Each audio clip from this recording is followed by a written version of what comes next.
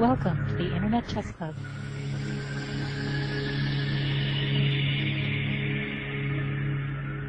Checkmate. Hi everyone, welcome to another lecture on the Botvinnik variation.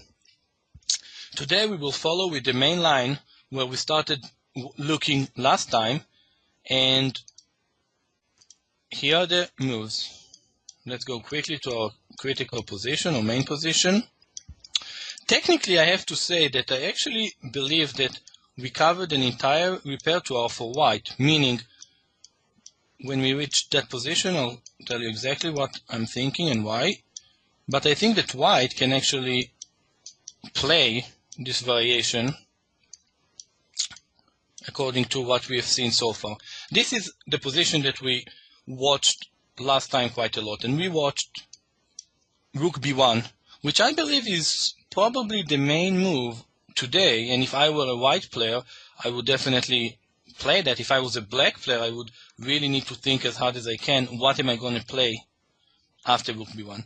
But since our series of lectures is not just playing the best move, it's also really studying and understanding the position, I'm going to focus here on some variations that maybe today are somewhat less popular. Knight a4, this used to be the main move before Rook b1, and here black has obviously two main replies, either Queen a6, which is really not the main one. Well, the really main one is Queen b5, and Queen a6 is the alternative. So today we should cover Queen a6 and other moves, which are just Queen d6, and on the next one we will finish this Botvinnik variations with Queen b5. Alright, Queen a6 is what we're gonna watch today. Before that, Queen d6. Here white has two moves.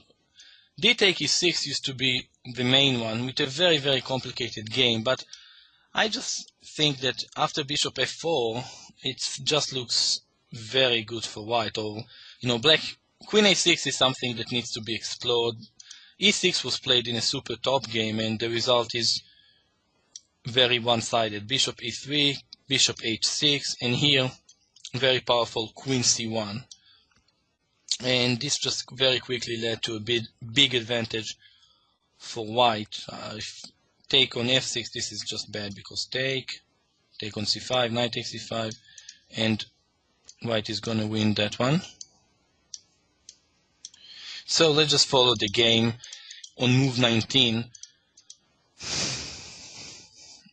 Bishop takes c3, queen takes bishop, and here, well, bishop takes d5 is most likely the only move, but I suspect that after the very simple play, rook fd1, knight takes f6, bishop takes d5, knight takes d5, queen c4, white is just clearly better. It's all those pawns looks very vulnerable and weak.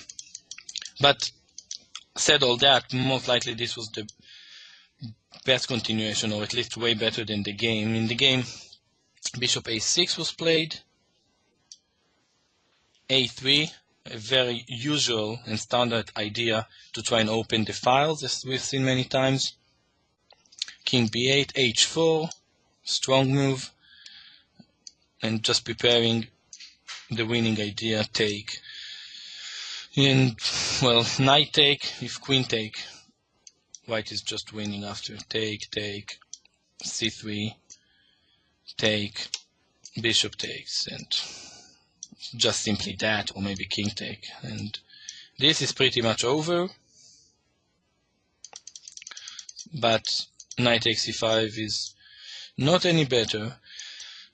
Take on b4, and, well, white is very close to winning here, a game of Kramnik, Ivanchuk. Actually, I think that maybe Ivanchuk resigned here, I'm not sure, but anyway, it's very close after knight b7, well, the simple rook a3, which rook a1 is winning, or other possibilities. b3 is also quite a good one, trying to also open the c file.